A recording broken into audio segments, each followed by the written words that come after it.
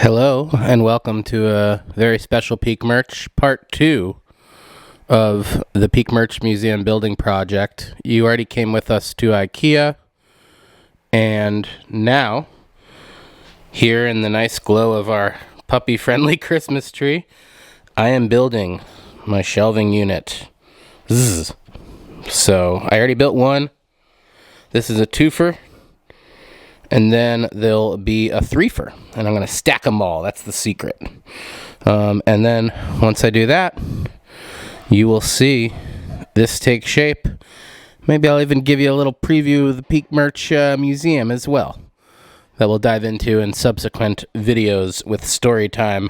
But for now, it's Calyx time, and you are watching Peak Merch. All right, Calyx, you almost won this one, but I turned it around for the second build. The trick is really lining up those dowels that hold up the middle piece. If those ain't in there snug, your corners ain't gonna be flush. But, yeah, feeling good. 2 out of 3 down. Now to build the big boy. And then I start cleaning and organizing. I don't know how much of that I'll film.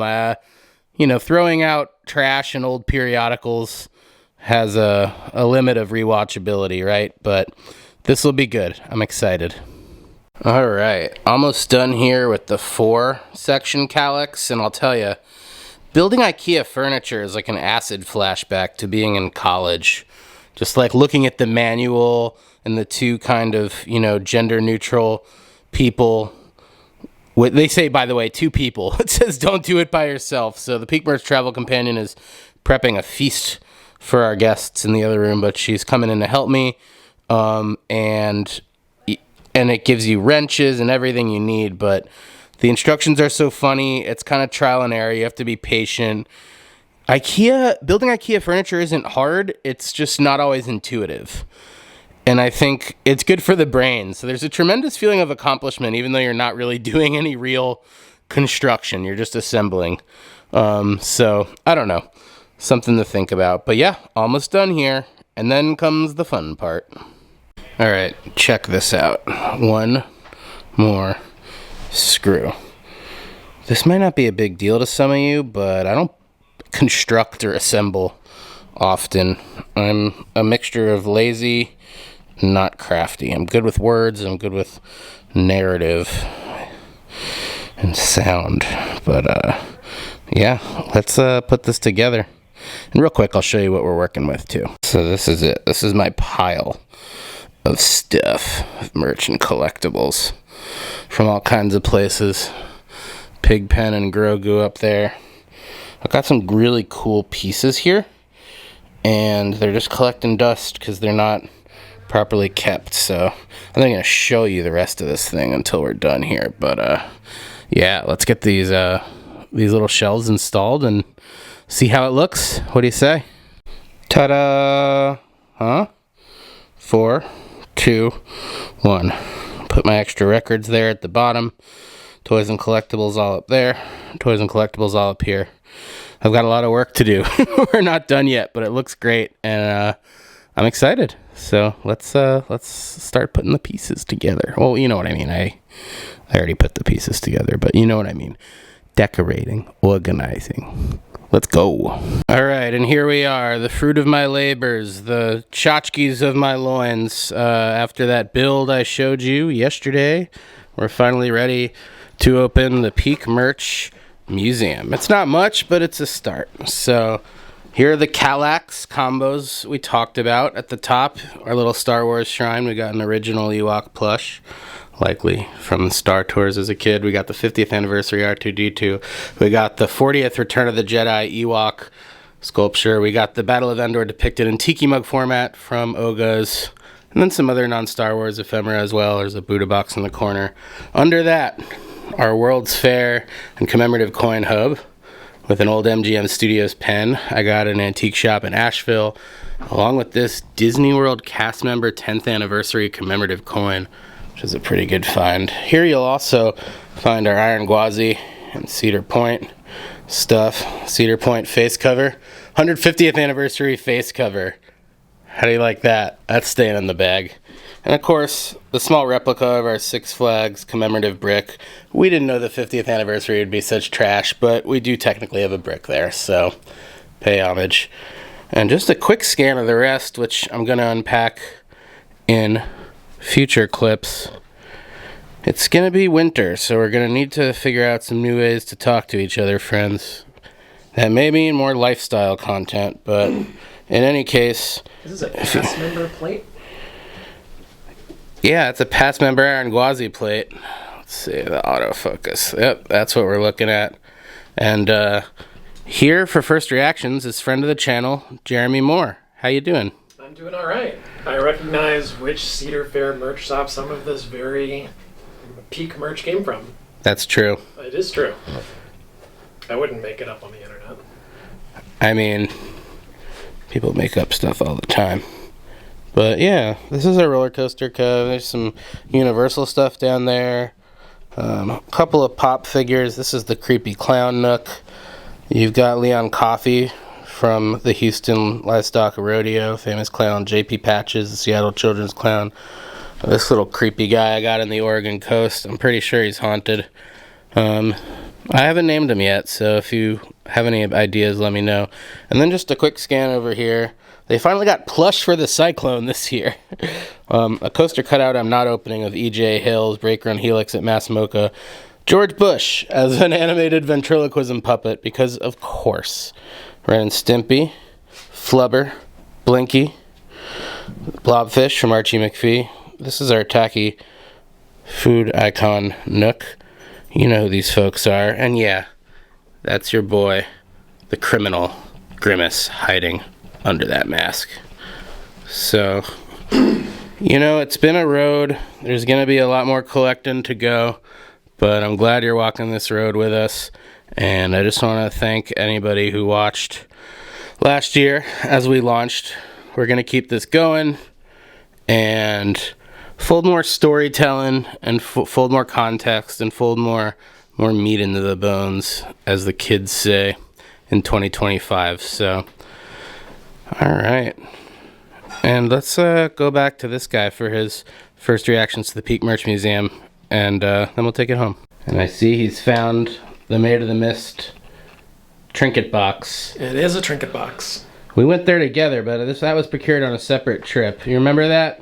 I do remember that. That was a wild one. We forgot our passports and couldn't go to Canada's Wonderland, so we went to Cedar Point instead. And we went to Cedar Point instead. So this was an attempt at camaraderie, folks, just now in the narrative, and he put himself out there just now. I forgot my line.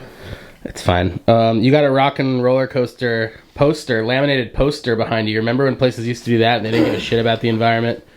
That's being converted into a Muppets coaster now for next year. So you said this is your favorite piece. It's funny. Have you seen that before? I have seen this. Is it Glykel or Glyke? Glycey, yeah. However, it's an animation cell. I mean, George Jetson is really a limited a hero. 250. He's your hero? He's our hero. How so? Just his version of sitting there, pushing that button over and over again, and then, you know, having Jane, Rastro, everything really kind of taken care of for you and kind of not. It's great. And look at the smile on his face. Yeah, he means it. I do feel cushy mushy about the retrofuturism of the Jetsons, and like it's that same sort of like Epcot when we were kids energy of like Horizons and like the Robot Butler and like like basic rudimentary like Asimov grade automation. But Rosie cared. Oh, Rosie, right? The robot helper. Yeah, she sure did. All right, let's see what else sticks out. So we've just had our knives evaluated, and we're talking about horse meat sushi, and I'd really like a review here. This is not only your first time in the Peak Merch Museum, but actually the first Peak Merch Museum visitor. The Peak Merch Museum, of course, being completed in December 2024. And evolving. Why I don't have my commemorative pin yet. He's right, we need merch. Yeah. For now, the only commemoration is here. But in any case, thoughts, opinions, feedback. This is a virtual comment card. I think that there's definitely Potential. There's a lot of potential here. I think that you have a pretty phenomenal set of magnets and sort of. I think that there could be a thematic journey here. Right now, it's a little bit of let's just say Hodgepodge. Yeah, Skittles on the floor. Oh my god. Wow, I'm glad this isn't a Goodreads review. Well, hey, listen. I did ask him to be honest. How many of us haven't eaten Skittles off the floor? I thought that the Terminator, is that a magnet or a pin? Oh, good catch. Yeah, he's talking about the Terminator 2 3D commemorative medallion. That's a lenticular. It might not be coming out in the video, but yeah, that is from the opening year of the Terminator 2 3D attraction, a since defunct attraction at Universal Studios Hollywood. The last time I was Orlando. There, that was a big deal. And you know what it is now. The Bourne Stuntacular. It's not bad, but it's no T2 3D. Okay. Well. So, can you imagine I was gonna say, can you imagine James Cameron like filming but he basically doing it for Avatar now. But yeah, he filmed the original like soundtrack and film and all that shit for that movie, for that ride. So. No, it was solid. So, I mean, everything in here, though. Did you show this when you came around the first time? This is Dr. Pepper pin collection. I mean, this is great. Yeah, this is a commemorative set of Dr. Pepper pins from the Rose Bowl that I procured at the Dr. Pepper headquarters in Waco, Texas. It's a great acquisition to the Peak Merch Museum. I've been to the Tournament of Roses there. Did not get a collectible pen. Well, we appreciate you being here, and there's a lot of little secrets to uncover here in the Peak Merch Museum. Like if you were to lift this Luna Luna coffee table book, you'd discover an original DC Marvel collab of The Wizard of Oz, recently procured in Nashville. Couldn't really film in the Antique Mall. And then there's like a sequel under there too. So yeah, you know, I'm always collecting, always getting cool things. The merch itself, you know, it's around, but those stories will have to wait for another day. At the end of the day, all merch is Peak Merch to someone. At the end of the day, all merch is Peak Merch to someone. Well, you've been Morsey, I've been Just, they've been Patient, and they've just watched Peak Merch. Wait, we already did that. Yeah, I mean, you know. We'll do it live.